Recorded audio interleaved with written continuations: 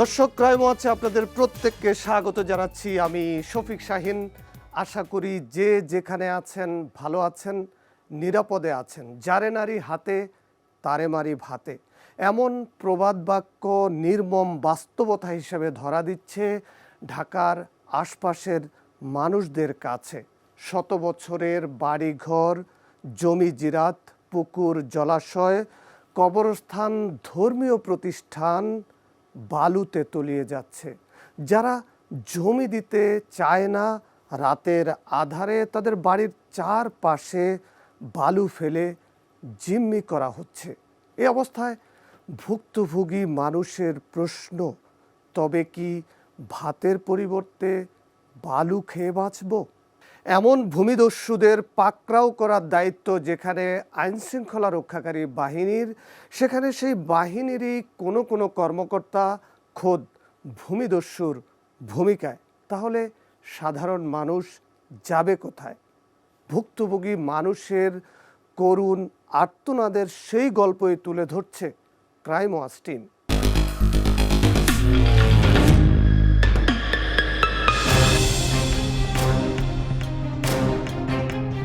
ঢাকা শহর বলতে কাগজে কলমে বোঝায় ঢাকা উত্তর ও দক্ষিণ সিটি কর্পোরেশনের বেঁধে দেয়া সীমানা।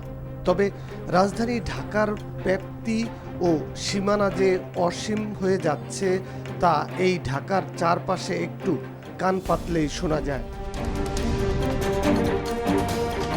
এলাকাবাসী জানান, শত বছরের পৈতৃক বাড়ি, বসতভিটা, ফসলি জমি, পুকুর, জলাশয়, মসজিদ, মাদ্রাসা, গাছপালা, ধর্মীয় প্রতিষ্ঠান তাদের প্রাণের স্পন্দন।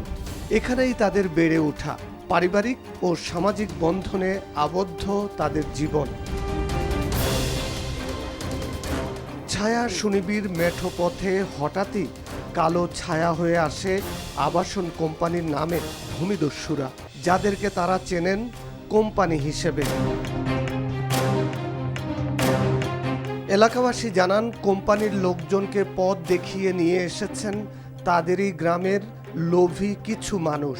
অল্প কিছু জমি কিনে সেখানে আবাসন কোম্পানির সাইনবোর্ড বসানো হয়, প্রলোভন দেখানো হয় জমি বিক্রির। প্রলোভনে কেউ সাড়া না দিলে রাতের আধারে বালু ফেলে চারদিক ভরাট করে দেয়া হয়। ভোরবেলা ঘুম ভেঙে দেখেন বালুর রাজ্যে ডুবে আছে চারপাশ। ওরা কি জমি বাধ্য করছে যেতে, যেরকম মনে করেন আপনাকে আমি হাতে মারবো না ভাতে মারবো, এরকম করে অনেকভাবেই বাড়িঘর থেকে উঠাই দিছে। যেমন চারিদিক দিকে যদি বালু চাপায় দেয়, বাড়িতে জলাবদ্ধতা সৃষ্টি হয়েছে, তো বাধ্য হয়েছে ওই জমি বিক্রেতা বিক্রি করে চলে যাওয়ার জন্য। পাক শাক করলে ভাত খাইতাম পারি না, বালু লাগে, খাওয়ান লাগে। ভরাট করে গিয়ে তারপরে বলছে যে আপনাদের এই জায়গাটা আমাদের দিয়ে দেন, আমরা রাস্তা বানাবো। কোম্পানি আমাদের জায়গা জোর পূর্বক বা এলাকার লোকজন লইয়া বরাট করে লাইছে, কিন্তু আমরা জায়গা কিন্তু সম্পূর্ণ বিক্রি করি নি। বালুর নিচে তলিয়ে গেছে চারপাশ, একটু বৃষ্টি হলেই পানির নিচে চলে যায় ঘরবাড়ি। এমনকি চারদিকে যে বালুর রাজ্য, সেখান থেকেও চুইয়ে আসে পানি। পানি নামার জায়গা না থাকায় হাবুডুবু খেতে হয় বর্ষার সময়। এজন্য সাঁকো দিয়ে যাতায়াত করতে হয় এলাকাবাসীকে। এই যে গোড়া দিয়ে একজন পানি কিনে না, এই পর্যন্ত পানি। হ্যাঁ পানি এই পানি তো উঠে এই তো বুড়িয়া হেন্দা বুড়িয়া পানি সব খাতার হয়ে জায়গা। এতদিন তুই মনে আসিল না, এই কোম্পানি আওয়ার পরে তো আঙ্গ এই সমস্যাটা করছে। বাড়িঘর বালুদা বেড়েছে, হিয়ার পানি উঠে, হ্যাগো পানি ওই আঙ্গ বাড়িঘর বুড়িয়া জায়গা, বাড়িঘর থাউনেন না। অল্প জায়গা খরিদ করতে করতে আস্তে আস্তে ধাপে ধাপে সে পুরো 15টা গ্রামই গ্রাস করে নিছে। যখন বৃষ্টি হয় তখন আমাদের বাড়ি ডুবে যায়, চতুর্দিক দিয়ে বালু দিয়ে ঘেরাও করে অবস্থা করে রাখছে। আবাসন কোম্পানি শুধু ভাতেই মারে না, হাতেও মারে।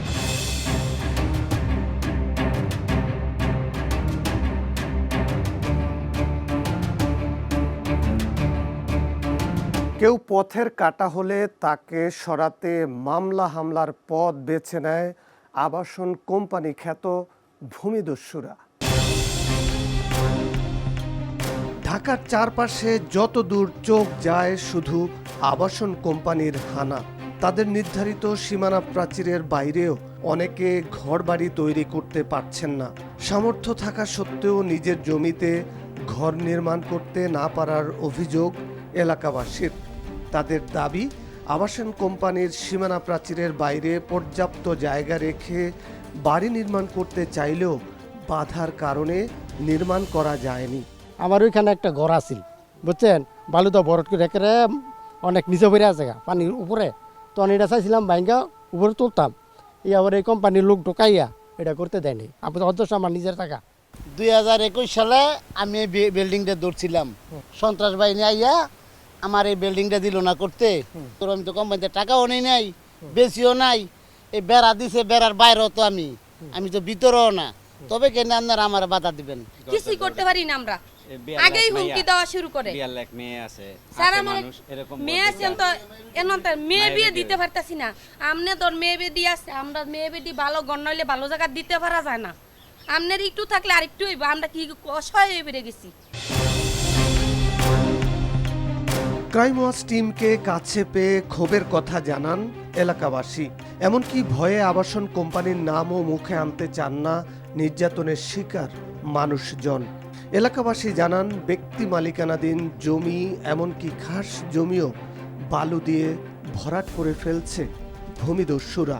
ফসলি জমি বালু দিয়ে ভরাট করায় এখন বেকার বহু মানুষ। আমাদের জমি ধান কৃষি চাষ করতাম, এখন আর কিছু করতে পারি না বালুর লেগে। তিলে তিলে এই স্বপ্ন আজ থেকে 17 বছর আগে সে এই বালু দিয়ে ভরাট করেছে। বিলের পর বিল জুড়ে সাইনবোর্ড ভূমিদস্যুদের, চারদিকে বালু দিয়ে ভরাট করার বিশাল আয়োজন। এমন অবস্থায় কোনো কোনো এলাকার মানুষ সমঝোতায় যাচ্ছে কথিত আবাসন কোম্পানির সাথে। তাদের দাবি জোরজার মুল্লুকতার। ফসলি জমি হারালে না খেয়ে মরার উপক্রমের কথা জানান এলাকাবাসী। আর মতো ওসা করছে, যাকে বলে মরুভূমি, মরুভূমির মতো করে ফেলেছে। আমাদের বাইরে এরি জমি আছে, এইগুলো সারা সবকিছু নিচ্ছে গা। আমরা মাটির মধ্যে বাড়িঘর করছি, মাটির মধ্যে থাকছি, ধান চাইল লইছি, এই দেশে ধান চাইল করছি, খাইছি সবাই। ওই অনেলা বালু খাওয়ান লাগে এই দেশের মানুষের কারণে, এই দেশের মানুষ ওইটা করছে। এমন নৈরাজ্য দেখার দায়িত্ব যাদের, তারাই যদি হয় ভূমিদস্যু। হাজার হাজার বিঘা জমি দখলে যদি ক্ষমতার কড়া নাড়ে।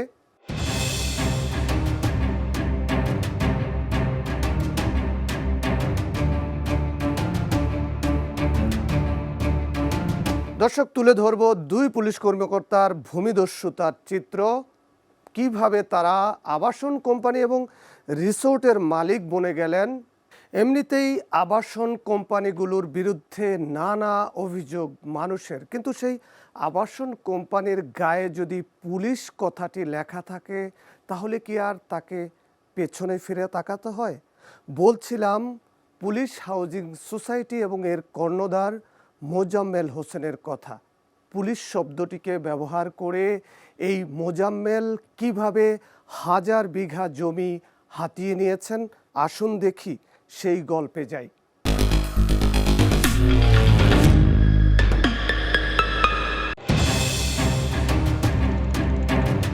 কুমিল্লার মেঘনা উপজেলার বড়কান্দা ইউনিয়নের রামপুরা বাজারের নৌঘাট থেকে দক্ষিণ পশ্চিমে নদী পথে যাত্রা ক্রাইম ওয়াচ টিমের।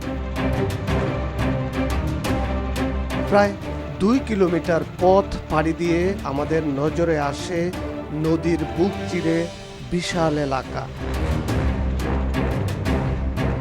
দূর থেকে এই প্রকল্পকে স্থানীয়রা চেনেন ডিআইজি রিসোর্ট হিসেবে। নদীর পাড়ে তৈরি হয়েছে সিঁড়ি, এই সিঁড়ি বেয়ে উপরে উঠতেই চোখ ছানাবড়া হয়ে যাওয়ার উপক্রম হয়। বিশাল এলাকা জুড়ে বড় বড় পুকুর, দৃষ্টিনন্দন বাগান। 200 বিঘা জমির উপর নির্মিত এই রিসোর্টের কিছু জমি কেনা হয়েছে, বাকি জমি দখল করা হয়েছে বলে জানায় স্থানীয়রা। আর খাস জমিও দখল হয়েছে 5.89 একর।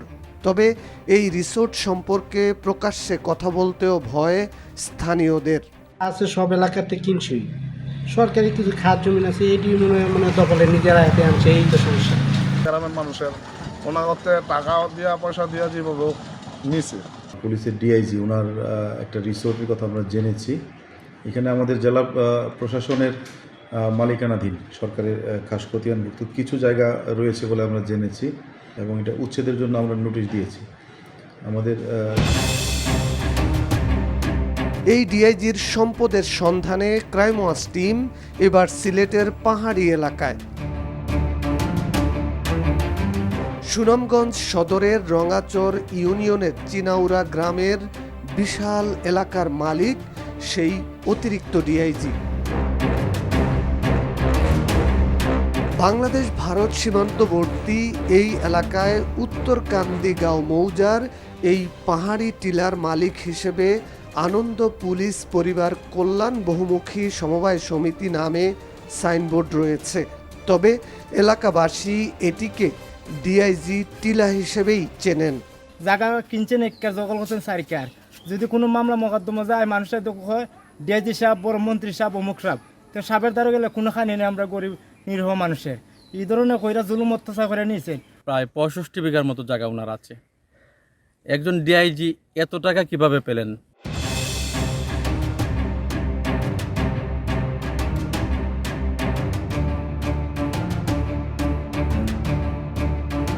একজন সরকারি কর্মকর্তা হয়ে কিভাবে হাজার বিঘা জমির মালিক হলেন অতিরিক্ত ডিআইজি মোজাম্মেল? সোজা আঙ্গুলে ঘি উঠেনি, তাই আঙ্গুল বাঁকা করতে হয়েছে মোজাম্মেলকে। অর্থাৎ যারা জমি দিতে অস্বীকার করেছেন তাদের উপর মামলা হামলার খড়গ ঝুলিয়ে মোজাম্মেল হাতিয়ে নিয়েছেন জমি। ঢাকার বাইরের বিশাল এলাকায় ছড়িয়ে ছিটিয়ে আছে অতিরিক্ত ডিআইজি গাজী মোহাম্মদ মোজাম্মেল হকের সম্পদ। এবার ক্রাইম ওয়াচ টিমের যাত্রা ঢাকার উপকণ্ঠে পূর্বাচল এলাকায়। পূর্বাচল এক্সপ্রেসওয়ের উপর দাঁড়ালে আনন্দ পুলিশ হাউজিংয়ের বিশাল সাইনবোর্ড নজরে পড়বে যে কারো। এসব সাইনবোর্ডেই দেখানো হয়েছে আবাসন এলাকার গতিপথ। ক্রাইম ওয়াচ টিম এবার এই প্রকল্পের ভেতরে। বিশাল এলাকা জুড়ে তৈরি হয়েছে আনন্দ পুলিশ হাউজিং সোসাইটি। এলাকাবাসীর অভিযোগ, বালু ভরাট করে তাদের জিম্মি করার পর কারো কারো জায়গা দখল করা হয়েছে আনন্দ পুলিশ হাউজিং সোসাইটির নামে। এক পায়ে কিনছে, আবার সাথে দুই পায়ে রয়েছে, এটার সাথে ভালো করছে, পরে যুদ্ধ বস্তে এমনি টাকা দিয়ে রাখছে। কত মানুষের জায়গা রয়েছে, হইয়া টাকা হয় নাই, ঘুরতেছে। 1,20,000 2,1.5 দিয়া জমি নিছে গা। এখন 1% জমির দাম 20 লক্ষ টাকা। এখন হেগলকে জোর শক্তি আমরা পারলে তো। এক সময় যিনি অন্যের জমি আনন্দ পুলিশ হাউজিং সোসাইটির নামে কিনে দিয়েছেন, দখলে সহযোগিতা করেছেন, সেই জাহের আলীও এখন ক্ষতিগ্রস্ত হিসেবে দাবি করছেন।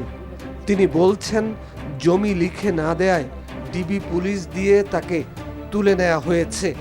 রিমান্ডে নিয়ে নির্যাতন করে জমি লিখে নিয়েছে বলে অভিযোগ জাহের আলীর। তবে প্রভাবশালী পুলিশ কর্মকর্তার বিরুদ্ধে এখনো মুখ খুলতে ভয় তার। অনেক জায়গা নিছে, বাড়ি নিছে 7-8টা, জমি নিছে 62 বিঘা। অন্ত কিছু কর না, বেঞ্জিরে ফেসলা খাইলো, এই বেঞ্জিরে এগুলি করছে। বেঞ্জির পার ইয়ার পরে হের লগে তারপর হাসিনার ছবি আছিল, হাসিনারও কিছু প্রভাব খাটাইছে। পুলিশ হাউজিং সোসাইটির নামে কি পরিমাণ জমি ক্রয় ও দখল হয়েছে সে সম্পর্কে স্পষ্ট ধারণা দিতে অপারগতা জানায় ইউনিয়ন তহসিল অফিসের কর্মকর্তারা। মোজাম্মেল সাহেবের নামে কতটুকু জমি আছে এটা আমি স্পেসিফিক বলতে পারবো না। আমি জাস্ট এই আনন্দ পুলিশ হাউজিংয়ের সাইনবোর্ডের জমি টমি এগুলা আমরা যদি কুয়ারিতে যাই, ইন্সপেকশনে যাই, দেখতে পারি, এই আর কি। কিন্তু টোটাল হিসাব নাই যে কতগুলা জমি আছে। জমির শ্রেণী পরিবর্তন করে আবাসন প্রকল্প তৈরি করা, অন্যের জমি দখল ও সরকারি খাস জমি আত্মসাতের অভিযোগ খতিয়ে দেখা হবে বলে জানান জেলা প্রশাসক। এই ধরনের কোনো অভিযোগ যখনই আসে আমরা কিন্তু তাদের বিরুদ্ধে মোবাইল কোর্ট পরিচালনা করি এবং তাদের বিরুদ্ধে আমরা নিয়মিত মামলাও হয়েছে অনেকের বিরুদ্ধে। এবং এরপরেও যদি এই ধরনের অভিযোগ আসে, আমার কাছে এখন পর্যন্ত এই ধরনের অভিযোগ আসেনি, আসলে অবশ্যই আমরা আইনগত ব্যবস্থা নেব। পুলিশ হাউজিং সোসাইটি নামে পুলিশ সদর দপ্তরের স্বীকৃত কোনো প্রকল্প নেই বলে জানায় পুলিশ সদর দপ্তরের কর্মকর্তারা। সরকারি চাকুরি করে কিভাবে এত বিত্ত বৈভবের মালিক হলেন অতিরিক্ত ডিআইজি গাজী মোজাম্মেল হক, এ ব্যাপারে তার বক্তব্য জানতে চাওয়া হলে কথা বলতে রাজি হননি মোজাম্মেল হক। কথা বলবো না, কথা বলবো না। পুলিশ সদর দপ্তরে 15 বছর অতিরিক্ত ডিআইজি হিসাবে দায়িত্ব পালন করে নিজের উন্নয়নটা ঠিকই করে নিয়েছেন মোজাম্মেল হক। এই মোজাম্মেল হক যদি হাজার হাজার বিঘা জমির মালিক হতে পারেন, তাহলে তাকে যারা আশ্রয় প্রশ্রয় দিয়েছে সেই ঊর্ধ্বতন কর্মকর্তারা আরও কতটা বিত্ত বৈভবের মালিক। খুব দাপটে আইজিপি ছিলেন বেনজির আহমেদ। ক্ষমতার দম্ভ ঝরে পড়ত তার কণ্ঠে। শেখ হাসিনার ক্ষমতার মসনদের খুঁটি যেন বেনজির ধরে রেখেছেন এমন ভাব করতেন। নীতিনৈতিকতার গল্প শোনাতেন অধস্তন পুলিশ কর্মকর্তাদের উদ্দেশ্যে, কিন্তু তিনি আপাদমস্তক একজন দুর্নীতিবাজ কর্মকর্তা ছিলেন। কেমন ছিল এই বেনজিরের জৌলসে জীবন?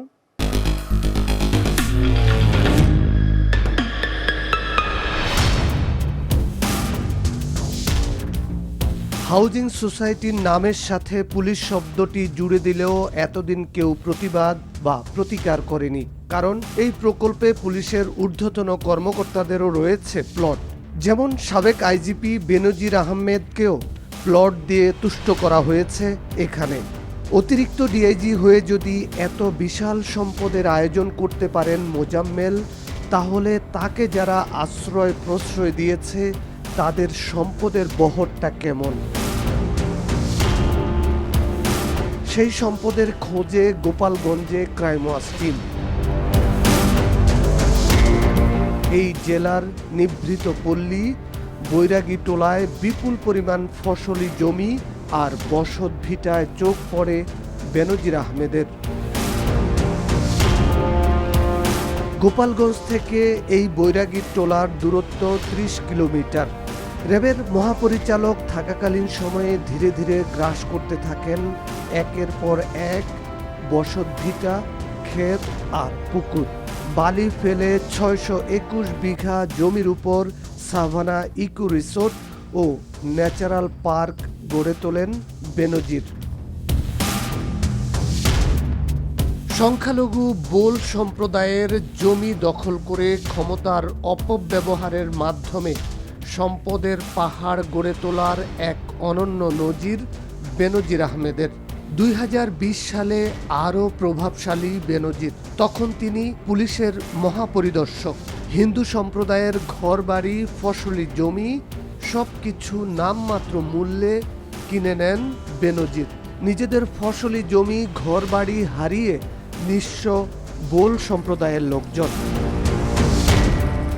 দুষ্টের দমন আর শিষ্টের পালন করতে গিয়ে নিজেই কতটা বেপরোয়া হয়েছিলেন বেনজির?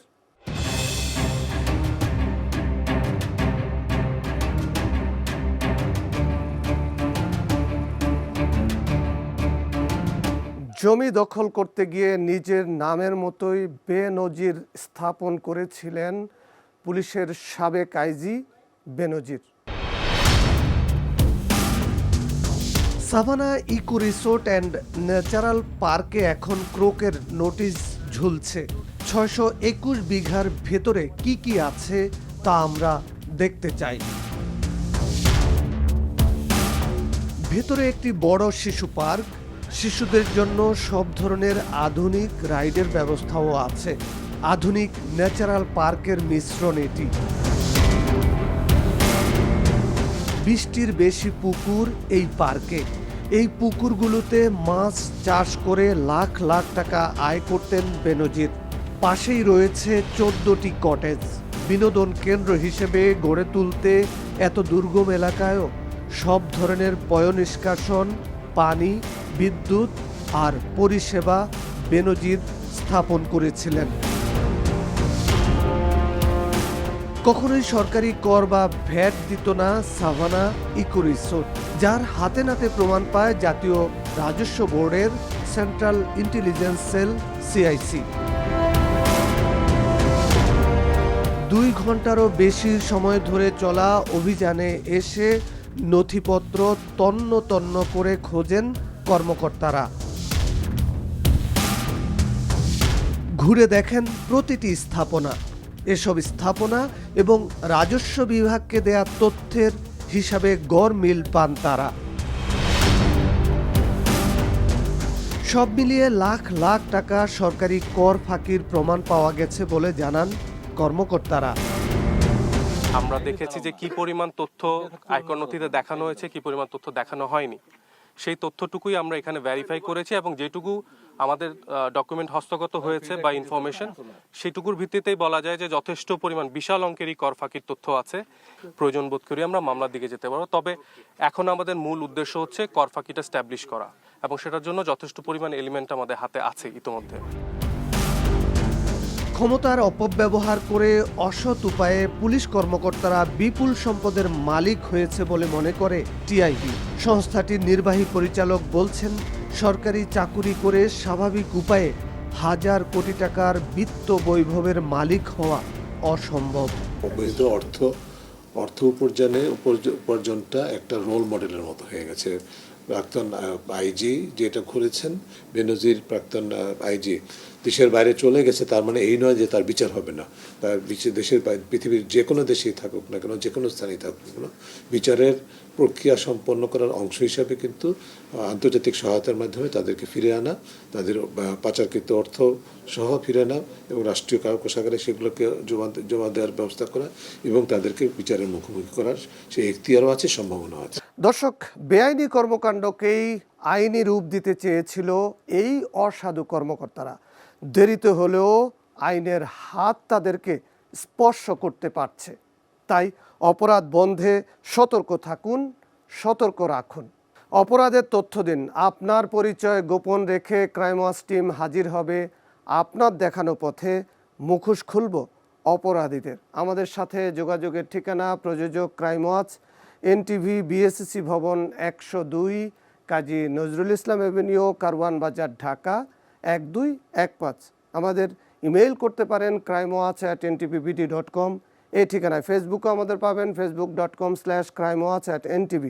এছাড়া এই অনুষ্ঠানটি পুনরায় দেখতে ভিজিট করুন www.ntvbd.com। এই ঠিকানায় এনটিভির জনপ্রিয় সব অনুষ্ঠান ও খবরের আপডেট জানতে ভিজিট করুন আমাদের ইউটিউব ও ভেরিফাইড ফেসবুক পেজ। এবার বিদায় নেবার পালা। সবাই ভালো থাকুন, নিরাপদে থাকুন। অপরাধ ও তার শেষ পরিণতি জানতে দেখুন ক্রাইম ওয়াচ।